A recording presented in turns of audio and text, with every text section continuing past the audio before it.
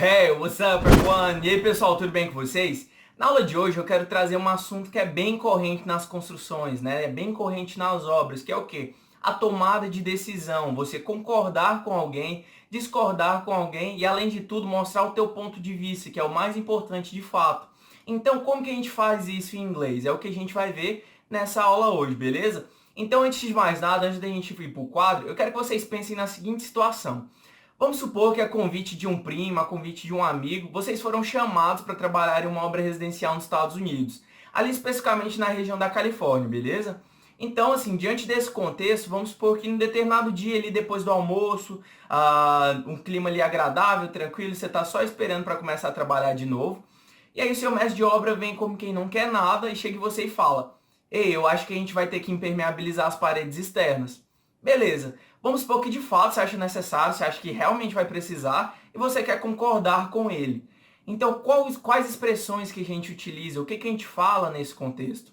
Ou então vamos supor ali que você acha que não vai ter problema de umidade, você acha que não é uma região propícia a ter a umidade, ascensão por capilaridade, ou então, digamos que o cliente não quer, prefere investir o dinheiro no acabamento ali no final da obra. E aí você quer discordar. Quais expressões se utilizam? O que você fala nesse contexto? E além do mais, a partir do momento que você expressar que você concorda ou discorda, como que você mostra o seu ponto de vista? Então é isso tudo que a gente vai ver nessa aula, beleza? Então vamos lá, vamos para o quadro para a gente entender isso tudo. Pessoal, então, diante do contexto que eu mencionei anteriormente, em que o mestre de obra pega e chega e fala para você, ó, eu acho que a gente tem que impermeabilizar as paredes externas. Isso em inglês basicamente ficaria assim, ó, Hey, I think we need to waterproof the exterior walls, né? Então, eu penso que nós precisamos, o verbo need, to need, é o que a gente fala precisar, nós precisamos impermeabilizar as paredes externas. Beleza, então a gente tem um contexto onde a gente acha que de fato é necessário, que nós vamos concordar, e as expressões que nós temos assim mais correntes, mais comuns para se utilizar em inglês são Yeah, I agree with you, que é essa primeira que tá na letra A. Yeah, I agree with you, né? Então, sim, esse yeah é como se fosse uma maneira mais informal de falar eu concordo com você, beleza?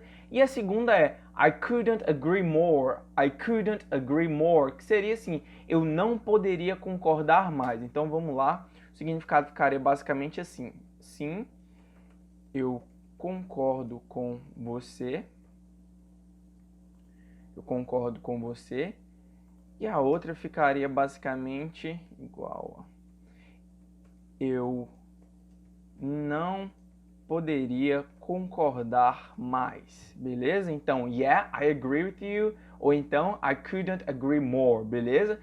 Ou então a gente tem um contexto que você acha que não é necessário, que ele, digamos que, como eu mencionei no início, que o cliente não está com muito dinheiro, prefere investir no acabamento, ou então a gente não vai ter problema de umidade, não vai ter ascensão por capilaridade ali, a viga baldrame já foi impermeabilizada, então nós poderíamos discordar no sentido de falar I don't agree with you, né? Eu não concordo com você, então ficaria eu não concordo com você.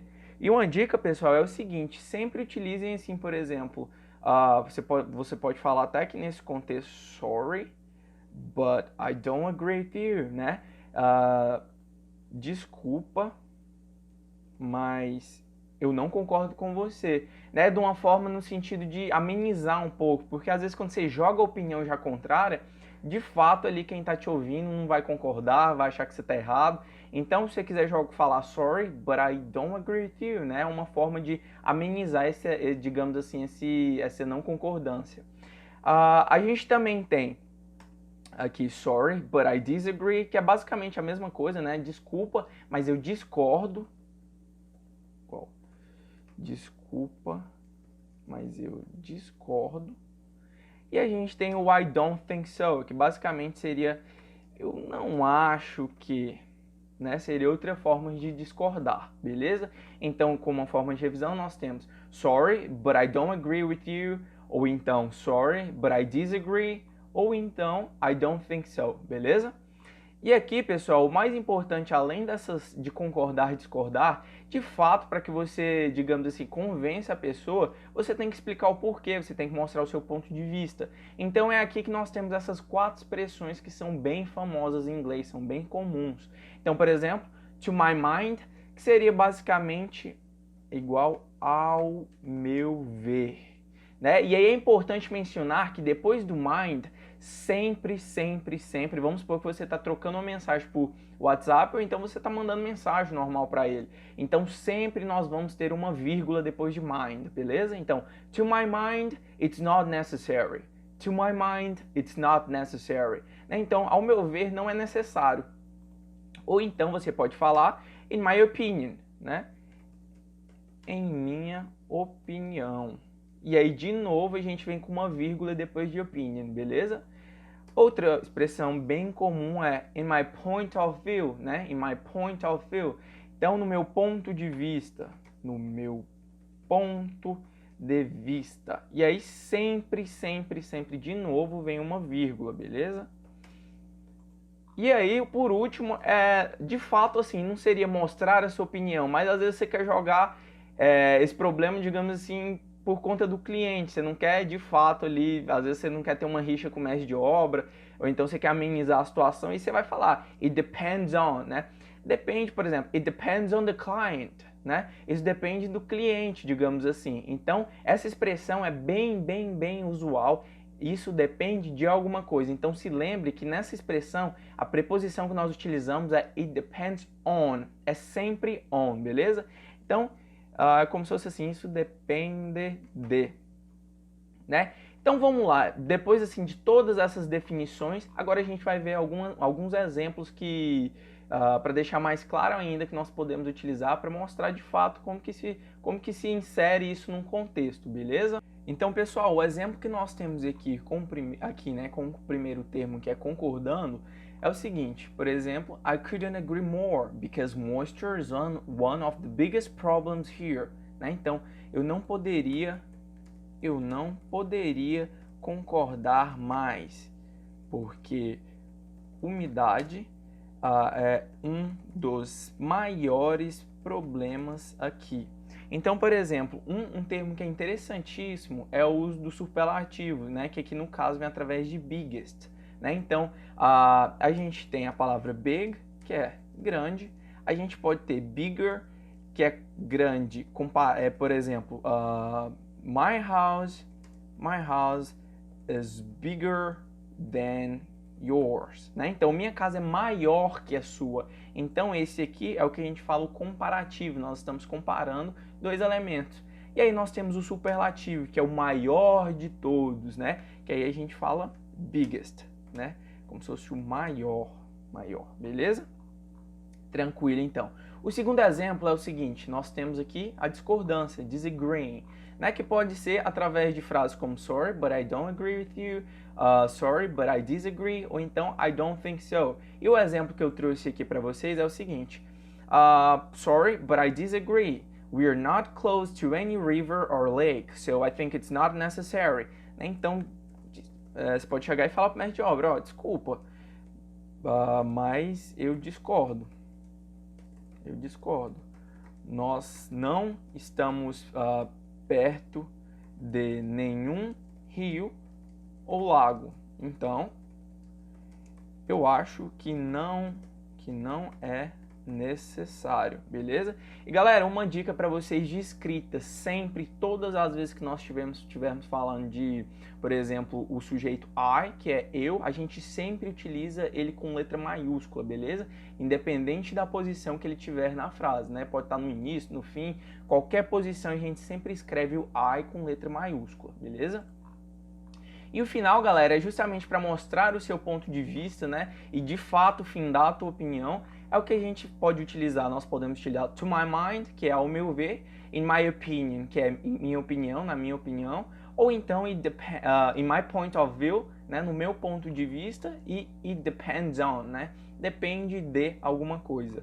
Então o exemplo que nós temos aqui é sorry, but I disagree. To my mind, we are not going to have problems here because some contractors have been working for a long time and they didn't tell me anything about it. né? Então, have been working for a long time here and they didn't tell me anything about it. Então, ao meu ver, né, se a gente for traduzir, ao meu ver, nós não vamos ter problemas aqui, porque alguns empreiteiros,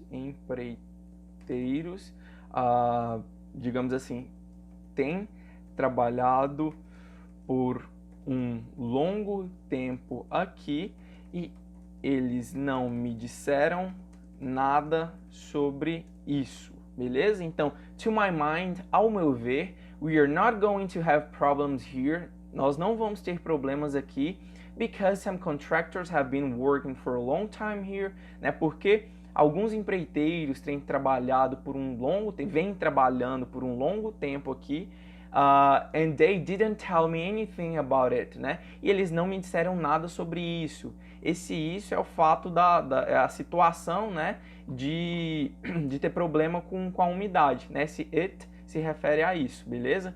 Então, galera, essa foi a aula de hoje. Basicamente, nós aprendemos como concordar, discordar e mostrar o nosso ponto de vista.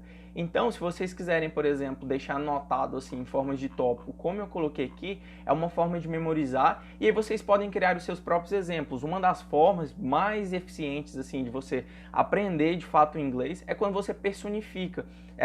São técnicas de memorização, na verdade. Qualquer livro assim, básico de memorização de técnicas, você vai ver que ao trazer as coisas, por exemplo, uma situação, personificar ela, você consegue lembrar muito, muito mais fácil. Então, se vocês quiserem fazer exemplos, escreverem com os exemplos que aconteceram com vocês, essa é uma forma assim, bem interessante de memorizar, beleza? Então, vocês podem utilizar expressões concordando, discordando e mostrando um ponto de vista em uma situação que aconteceu numa obra com vocês, digamos, beleza? Então, essa foi a aula de hoje, galera. Muito obrigado pela paciência, muito obrigado pela atenção. Espero que vocês tenham aprendido de verdade. E se tiver alguma dúvida, sugestão, deixa no comentário. Eu quero de verdade ouvir vocês.